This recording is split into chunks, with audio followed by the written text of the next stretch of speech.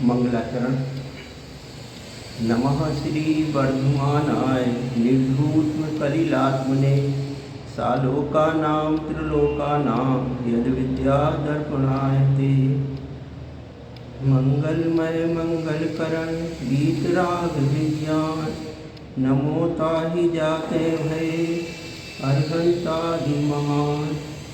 जो विशुद्ध सागर सुधी गुरु है हितैषी शुद्धात्म में निरत नित्य हितोपदेशी। वे पाप ग्रीष्म ऋतु में जल है सयाने पूजून सतत केवल ज्ञान पाने। पूजून सतत केवल ज्ञान पाने। पूजून सतत केवल ज्ञान पाने। रत्नकरण श्रावकाचार्य ग्रंथ के रचयिता आचार्य भगवान समर्थभद्र स्वामी है। रत्नकरण का अर्थ है रत्न का पिटारा। इस ग्रंथ में रत्नत्रय अर्थात सम्यक दर्शन, सम्यक ज्ञान, सम्यक चारित्र का कथन किया गया है। यहाँ पहले 8-10 मिनट समय देशना ग्रंथ पढ़ेंगे, फिर रत्नत्रय का स्वरूप समझेंगे।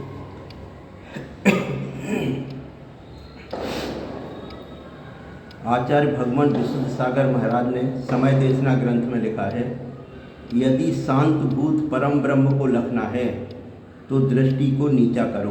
पहला,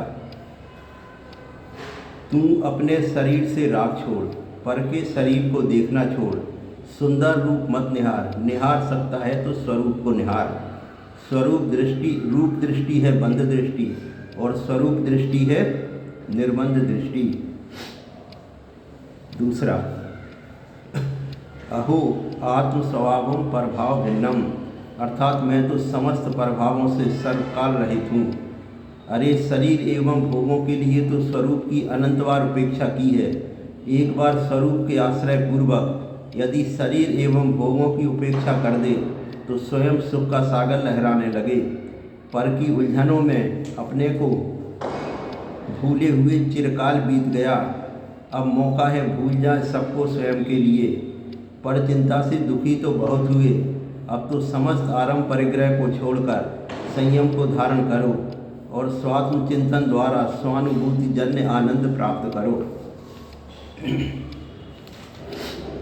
तीसरा, बद्धते मुच्यते जीवो सम्मो मम्बो क्रमान तस्मात् सर्व प्रज्ञ ने निर्ममत्वम विचिंतेत। इष्टोपदेश।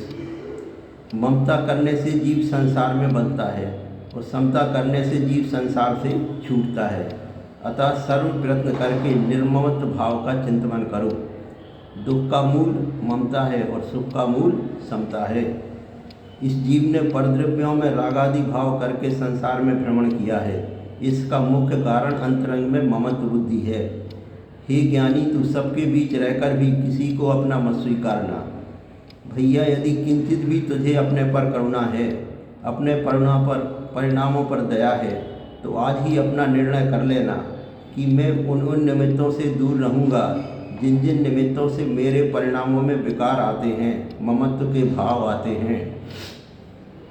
यदि निज को जानना है तो पर को जानने का विसर्जन करना होगा आज ही। जिस आयु से मैं वीतराग बनकर ध्रुव भगवान बनने वाला था, उस आयु कर्म को मैंने पर के राग में विलीन कर दिया। जो नाना जीवों से परिचय बढ़ाता है तो वह स्वयं से अपरिचित होता है। जो पर से ममत्व करेगा उसके पास समता कभी नहीं आएगी।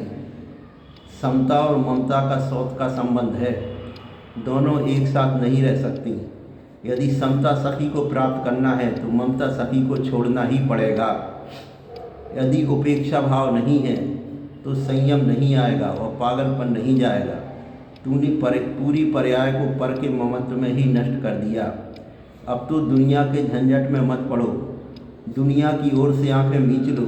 ऐसा मान लो कि इस दुनिया में मेरा पहचानहार कोई दूसरा नहीं है।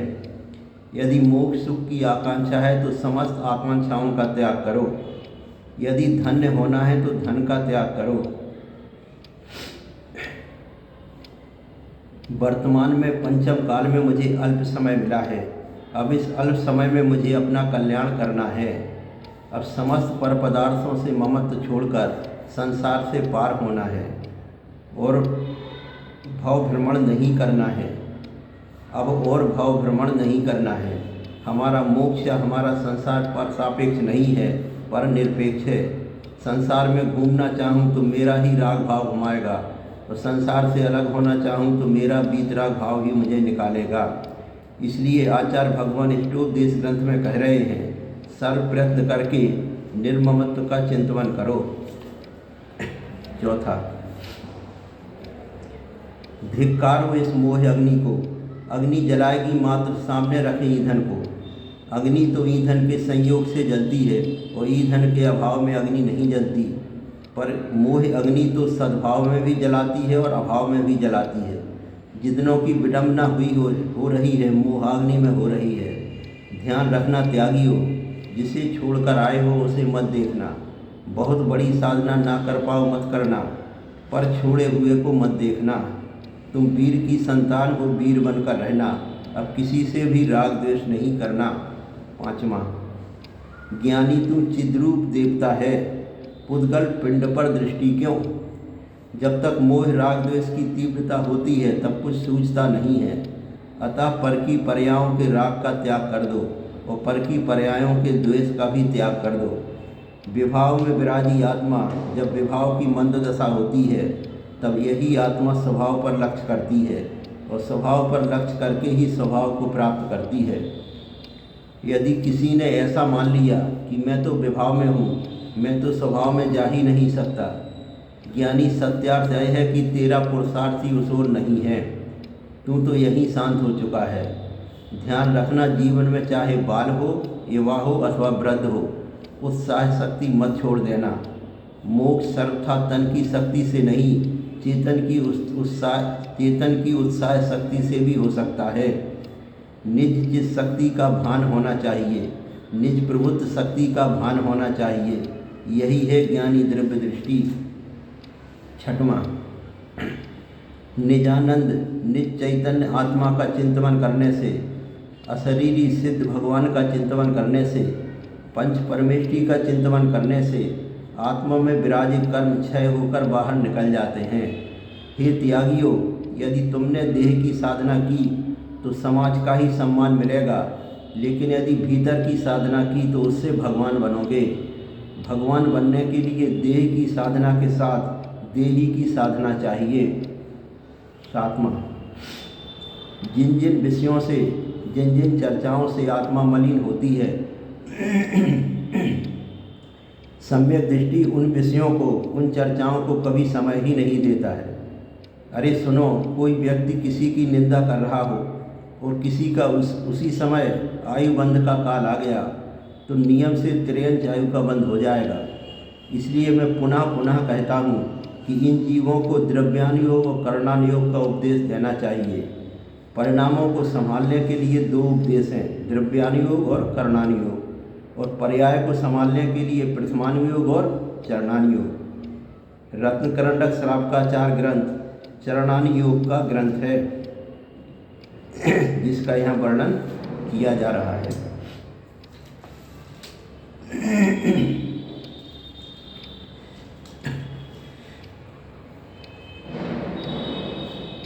शिक्षाव्रत 4 प्रकार के कहे गए हैं। देशावकाशिकं वा सामायिकं प्रोषदो वासो वा वैयावृत्यं शिक्षाव्रतानि चत्वारानि शिष्टानि। देशावकाशिक, सामायिक, प्रोषदोपास, वैयाव्रत, ऐसे ये 4 शिक्षाव्रत होते हैं। ये 4 शिक्षाव्रत गृहस्थपने में मुनिपने की शिक्षा का अभ्यास कराते हैं, इसलिए इन्हें शिक्षाव्रत कहते हैं। देशावकाशिकीं स्यात्काल परिच्छेदेन देशस्य प्रत्यय मणुव्रतानां प्रतिसंहारो विशालस्य। देशव्रत कहते हैं दिग्व्रत में ली हुई मर्यादा के भीतर और क्षेत्र घटाकर काल की मर्यादा से परिमाण कर लेना, उससे बाहर ना आना जाना, इसे कहते हैं देशव्रत। 1 दिन 2 दिन या कुछ समय के लिए उतनी सीमा के बाहर नहीं जाना। गृहारी गृमाणानां क्षेत्र नदी दाव योजनानां च देशावकाशिकस्य स्मरन्ति सीमनां तपोवृद्धा। तपोवृद्ध जो गणधर देव हैं वे देशावकाशिक व्रत करने की सीमा मर्यादा बतलाते हैं कि कैसी सीमा रखना चाहिए। गृह, मोहल्ला, ग्राम, क्षेत्र, नदी, वन योजन को देशावकाशिक व्रत की सीमा कहते हैं। इसके बाहर इतने समय तक नहीं जाऊंगा, ऐसा नियम लेना। संवत्सर मृत्युयन मास चतुर्मास पक्ष रक्षम च देशावकाशिकस्य प्राहु कालावधि प्रज्ञा। जो प्रवीण पुरुष हैं वे 1 वर्ष, 6 माह, 4 माह, 2 माह, 1 पक्ष, 1 नक्षत्र, इस प्रकार देशावकाशिक व्रत में काल की मर्यादा कहते हैं। कितने भी समय की मर्यादा रख लेना। सीमांतानां परता स्थूलतर पंच पाप संत्यागाद देशावकाशिकेन चाह मृता महाव्रतानि प्रसाद्यन्ते। प्रतिदिन क्षेत्र का परिमाण किया हो, उसके बाहर स्थूल तथा सूक्ष्म जो 5 पाप हैं उनका त्याग करने से, देशावकाशिक व्रत करने से ही महाव्रतों की सिद्धि प्राप्त हो जाती है।